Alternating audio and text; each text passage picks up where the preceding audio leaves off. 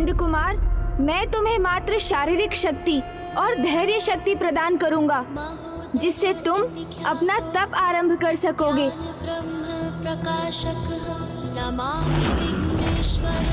किंतु श्रद्धा शक्ति और आत्म शक्ति तुम्हें स्वयं जागृत करनी होगी, क्योंकि वो शक्तियाँ व्यक्ति को स्वयं अपने भीतर से उत्पन्न करनी होती हैं। अपने सहयोग मित्र के प्रति आपकी ही सुधारता के लिए मैं सदा आपका आभारी रहूंगा मित्र। बस आप मुझे मुख्य शक्तियाँ ही दे दीजिए, अन्य शक्तियाँ वो तो मैं स्वयं ही प्राप्त कर लूंगा। इतना तो चलता है। तो अब तुम अपनी रीढ़ को सीधा रख ध्यान मुद्रा में स्थित हो जाओ।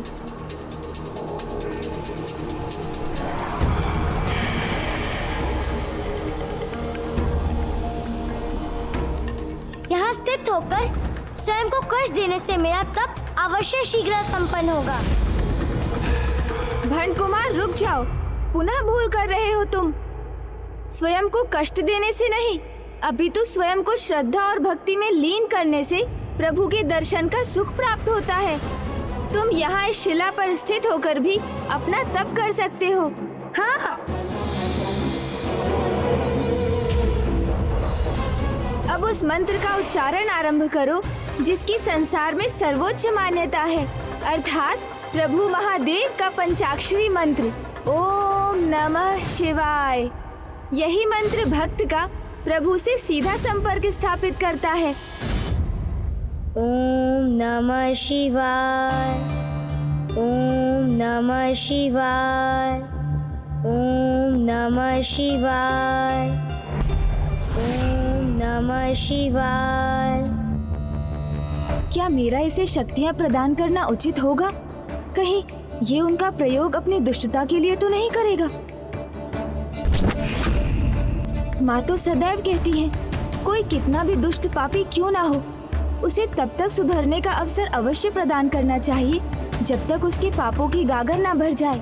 इसे पाप कर्म करने से रोकने में सहायता करना ही तो मेरा धर्म है। ओम नमः शिवाय, ओम नमः शिवाय, ओम नमः शिवाय, ओम नमः शिवाय, ओम नमः शिवाय, ओम नमः शिवाय, ओम नमः शिवाय, ओम नमः शिवाय,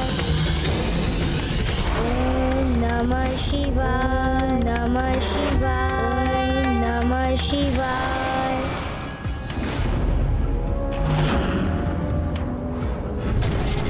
ओम नमः शिवाय। इस तपस्या का उद्देश्य अपने मन में सदा स्थिर रखना भंड कुमार। स्मरण रखना कि तुम ये तपस्या अपने भीतर की दुष्टता का अंत कर अच्छाई की लौ जागृत करने के लिए कर रहे हो। मेरी तो यही आशा है कि मैंने जो किया वो सर्वथा उचित हो।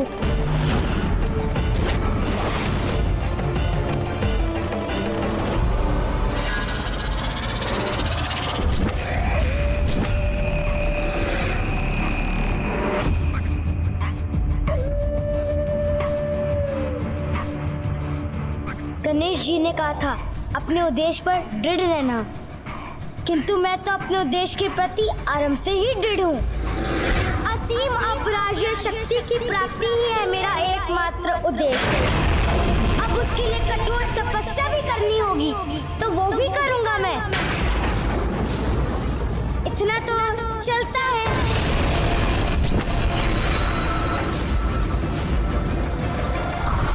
मेरे अत्यंत शक्तिशाली महासुर बनने की हमारी योजना के अगले चरण में पहुंच गए हैं हम।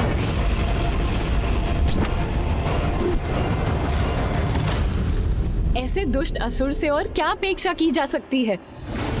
प्रथम पूज्य गणेश ने जो अच्छाई का मार्ग इसे दिखाया है, उसके विपरीत ही चलेगा ये दुष्टात्मा भंड कुमार, और गणेश को इसका आभास तक नहीं होगा।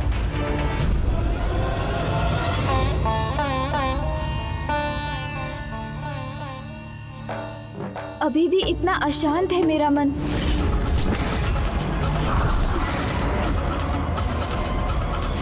जिन प्रश्नों के साथ यहाँ से गया था अब उनसे भी अधिक प्रश्नों के साथ लौटा हूँ और अब तो एक और चिंता जुड़ गई है उनमें कि भंड कुमार को जीवन देकर मुझसे कोई भूल तो नहीं हुई।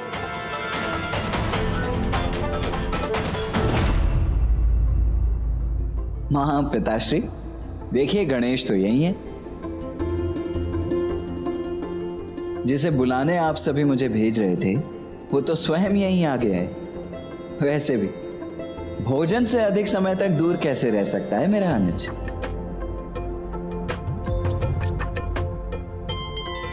पुत्र गणेश, कहाँ रह गए थे आप?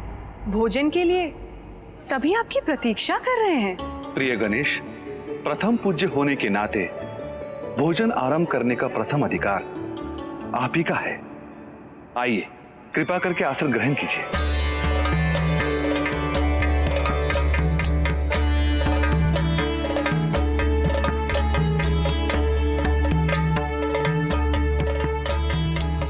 पुत्र गणेश, अपनी नानी माँ के यहाँ आए हैं आप, इसलिए मन भरकर भोजन कीजिएगा।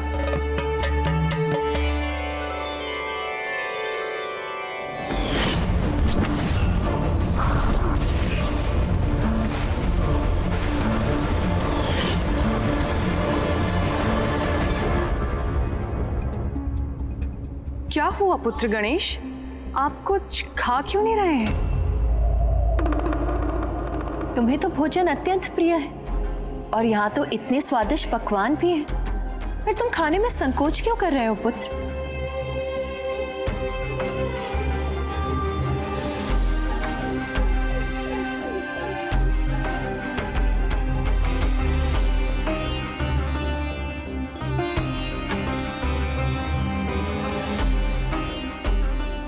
पुत्र गणेश, आज प्रथम बार तुम्हारे भोजन में अरुचि का क्या कारण है? क्या कोई चिंता सता रही है तुम्हें? एक नहीं पिताश्री, अनेकों चिंताओं ने घेर रखा है मुझे और वो कम नहीं हो रही है, निरंतर बढ़ती ही जा रही है। रुको पुत्र, भोजन के समय सभी चिंताओं को मन से दूर कर शांत मन से भोजन करना चाहिए। तुम भी ऐसा ही करो पुत्र, फिर तुम्हें अपनी चिंताओं को दूर करने का अवसर भी प्राप्त होगा। उचित है पिताश्री।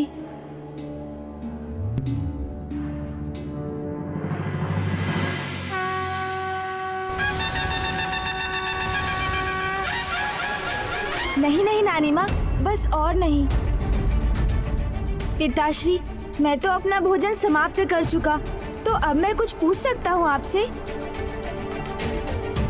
थोड़ा धीरज रखो पुत्र, अभी अन्य सभी ने अपना भोजन समाप्त कहाँ किया है?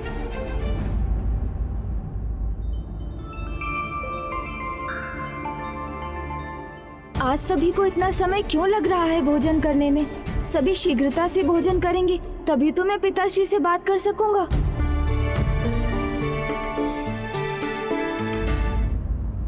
कितनी अधीरता से हमारे भोजन समाप्त होने की प्रतीक्षा कर रहा है गणेश।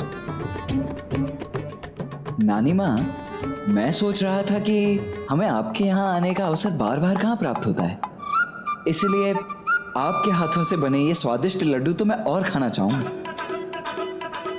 तो और लड्डू दीजिए ना नानी माँ। अब समय लगे तो लगे, किंतु भोजन तो मन भरकर ही करना चाहिए ना, क्यों गणेश? मन भरकर भोजन तो मैं भी करना चाहता था, किंतु आज भूख से अधिक अपनी बुद्धि को शांत करना है मुझे। ये लो पुत्र। धन्यवाद नानी माँ। वैसे भी भोजन का स्वाद तो तभी आता है जब उसका आनंद ले लेकर उसे धीरे धीरे खाया जाए। भैया को आज ही इतनी भूख लगनी थी, कितना अधिक समय ले रहे हैं वो भोजन करने में।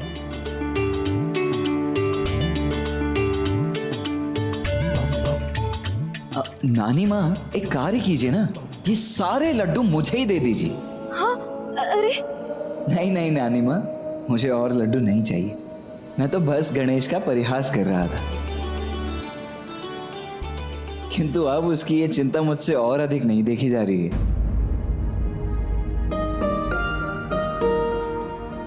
अब तुम्हें और अधिक प्रतीक्षा करने की कोई आवश्यकता नहीं है अनुज। माँ और पिताश्री भी भोजन संपन्न कर चुके हैं, इसीलिए अब तुम उनसे बात कर सकते हो। अतः अब मैं अपने सभी उत्तर प्राप्त कर सकूंगा। पिताश्री, माँ, जब से यहाँ हमारा आगमन हुआ है मेरे साथ कुछ विचित्र ही घट रहा है। कभी कोई दृश्य दिखाई देते हैं तो कभी ऐसी कोई घटना हो जाती है और सबसे बड़ी व्यथा तो ये है कि मेरे प्रश्नों का उत्तर देने के लिए किसी के पास समय ही नहीं था। हमें क्षमा कर दो पुत्र, हमें तुम्हारी पीड़ा समझने में समय लगा। पुत्र संतान विचलित हो तो माता पिता कैसे शांत रह सकते हैं? इसीलिए तुम निसंकोच होकर हमसे पूछो जो तुम पूछना चाहते हो। हम तुम्हारे सभी प्रश्नों का उत्तर देने के लिए यहाँ प्रस्तुत हैं पुत्र। उचित है माँ। मैं सर्वप्रथम आपको ये बताना चाहता हूँ कि यहाँ आते समय मैंने 3 विचित्र दृश्य देखे और मैंने आप दोनों और कुबेर जी को उन असुरों के साथ देखा।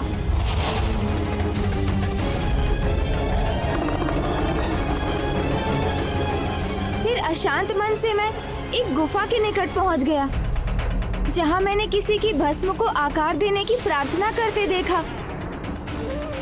और फिर मैंने मित्र रूप में उसे पाने के लिए उसे प्राण देकर सजीव कर दिया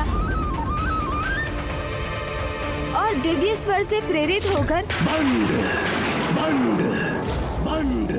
उसका नाम भंड कुमार रख दिया।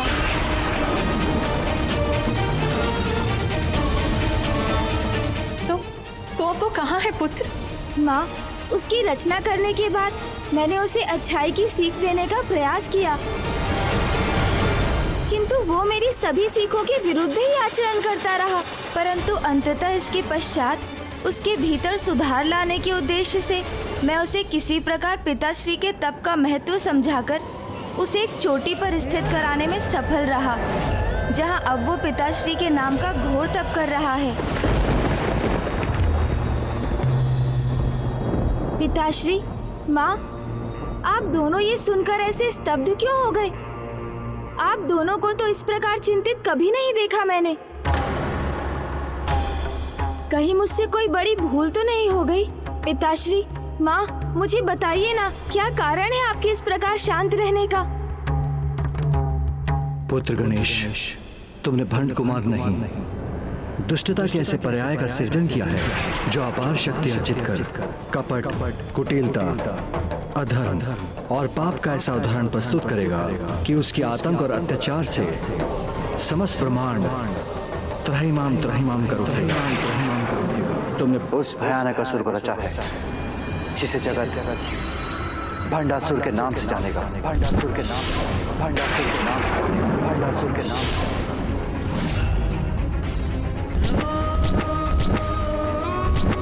भंडासुर, हाँ भंडासुर हूँ मैं, अपने इसी नाम से विख्यात हूँगा मैं। और दुर्भाग्यवश ये भंडासुर इस ब्रह्मांड पर ही नहीं अपितु समस्त कई ब्रह्मांडों पर एक छत्र सत्ता स्थापित करेगा।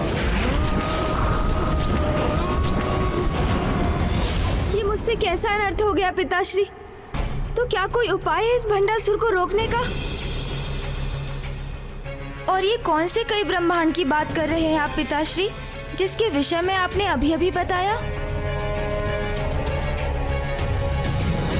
पुत्र, हम भी तुम्हारी जिज्ञासा पूर्ण रूप से शांत करने में असमर्थ, क्योंकि इस रहस्य का पूर्ण ज्ञान तो हमें भी नहीं है पुत्र। जगत पिता और जगत माता से भी जो रहस्य छिपा है, उसका भेद फिर भला किसे ज्ञात हो सकता है?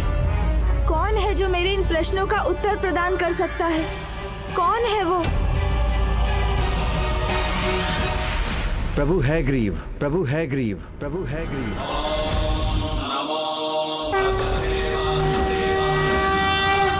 प्रभु हैग्रीव, ये कौन है पिताश्री? प्रभु नारायण के अवतार प्रभु हैग्रीव ही तुम्हें तुम्हारे सभी प्रश्नों के उत्तर प्रदान कर सकते हैं। पिताश्री, मुझे प्रभु हैग्रीव के विषय में विस्तार से बताइए ना, जिससे मैं उनके समक्ष प्रस्तुत हो सकूं।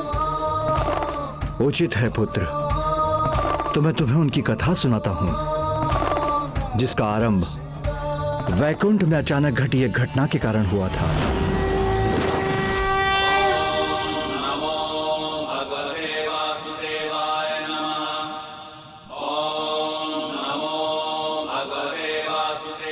मुझे आशा है कि स्वामी को मेरे अद्भुत आभूषण और श्रृंगार अवश्य भाएंगे। किंतु मैं ये विचार क्यों कर रही हूँ? स्वामी तो सदा मेरे सौंदर्य की प्रशंसा ही करते हैं।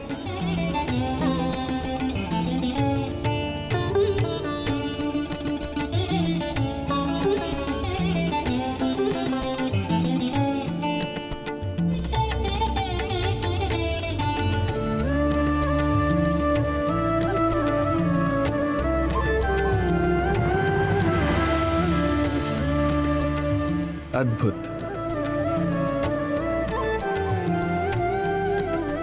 सर्वथा अद्भुत है आपका सौंदर्य। आपने अपने इस अद्भुत सौंदर्य से सौंदर्यता का एक नवीन उदाहरण प्रस्तुत किया है। मेरी तो मात्र यही इच्छा है कि मैं जब भी अपने नेत्र खोलूं, आपके सौंदर्य के दर्शन प्राप्त कर सकूं।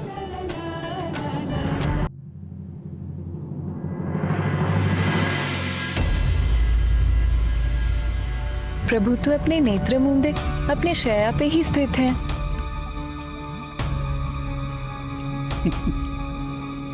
प्रभु ऐसे क्यों मुस्कुरा रहे हैं, जैसे उनके अनुसार मेरे श्रृंगार में कोई त्रुटि रह गई हो। किंतु प्रभु तो मेरी ओर देख भी नहीं रहे।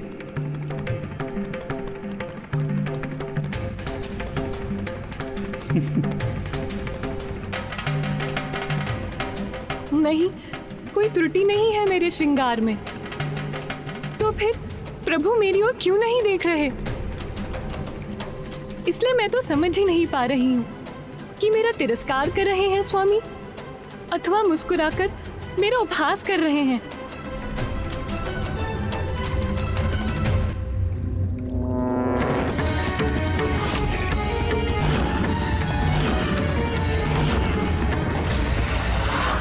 मैंने आपके लिए नवीन श्रृंगार धारण किया और आपने मेरी ओर देखा तक नहीं, और अब इस प्रकार मुस्कुराकर आप मेरा उपहास कर रहे हैं स्वामी।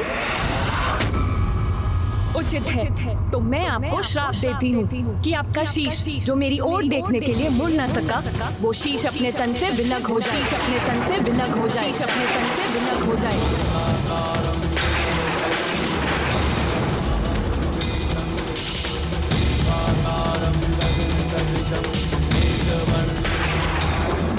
मैं आपका उपहास कैसे कर सकता हूं देवी?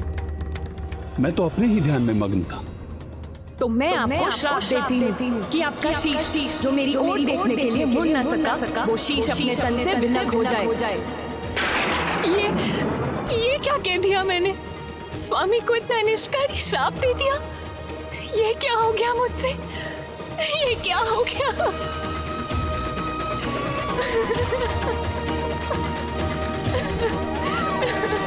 किंतु पिताश्री, मामी जी देवी लक्ष्मी, मामा जी श्री हरि नारायण को इतना कठोर शाप कैसे दे सकती है? इसका नियंत्रण तो उनके हाथों में, जो इस संसार की सर्वोच्च शक्ति है। तब इसका आभास देवी लक्ष्मी को नहीं था, किंतु प्रभु श्री हरि नारायण को इस सत्य का आभास हो रहा था।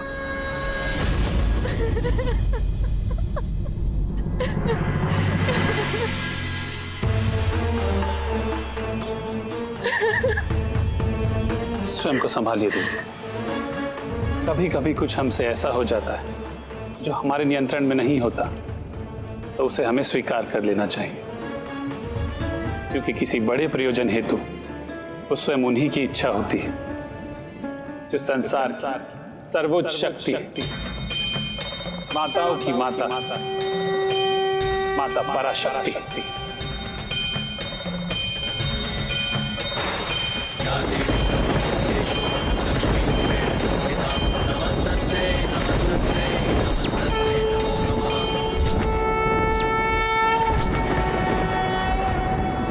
अरुणां करुणां तरंगिणीं ताक्षीं कृतपाशाङ्कुशपुष्पबाणचापाम् अणिमादिभिरावृतां मयूखैः रहमित्येव विभावये भवानी।